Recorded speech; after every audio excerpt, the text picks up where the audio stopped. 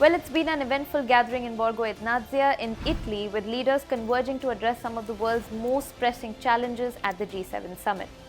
Amidst the discussions on global security and cooperation, a significant development has emerged. All the G7 nations are banding together to provide crucial support to Ukraine.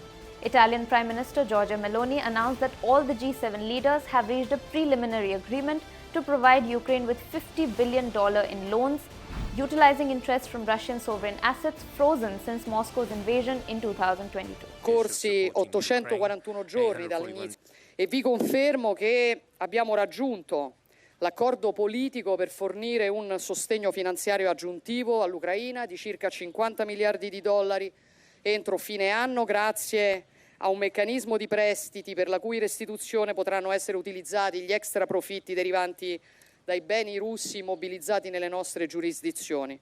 Non parliamo chiaramente di una confisca di questi beni, ma degli interessi che maturano nel corso del tempo. This political breakthrough, showcased on the summit's opening day, underscores the collective commitment to bolster Ukraine's resilience amidst ongoing geopolitical tensions. Ukrainian President Zelensky has also been making strategic moves, signing a 10-year security accord with Japan and securing $4.5 billion in aid this year.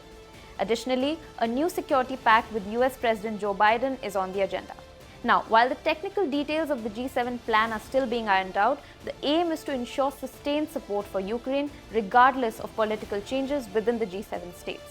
However, Russia has expressed vehement opposition, warning of very painful consequences for the European Union if attempts are made to access its frozen assets.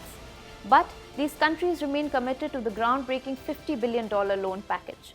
It is a strong signal that we are sending to Ukraine, that we will support Ukraine in its fight for freedom for as long as it takes. It is also a strong signal to Putin that Putin cannot outlast us. You should keep in mind that there's a European support of 50 billion euros, there's the American support of $60 billion, and now comes on top a G7 package of $50 billion. And the message is also that it's not the European taxpayers that are paying for the damage that Putin is causing with his war of aggression, but it is Putin. Because it is the windfall profits from the immobilized assets in Europe that are serving this 50 billion loan for Ukraine. This move not only underscores the collective resolve to stand with Ukraine, but also highlights the strategic leveraging of financial resources to address geopolitical tensions. Our executive editor Geeta Mohan is on ground covering the G7 summit. Let's hear what she has to say about this.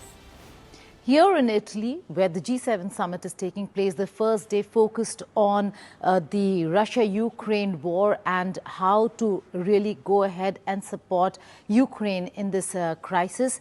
There was a security deal, a 10-year pact that was signed by the G7 leaders, of which $50 billion has now been pledged as aid to Ukraine, and it will come out of the interests from the Russian frozen assets. So that's a very important message to Russia, that they cannot sit this one out, that there are consequences and they will have to bear the consequences. We will be getting reactions from Russia, from Moscow on this big development, but the G7 leaders, world leaders, have come together and have come out in support of President Zelensky.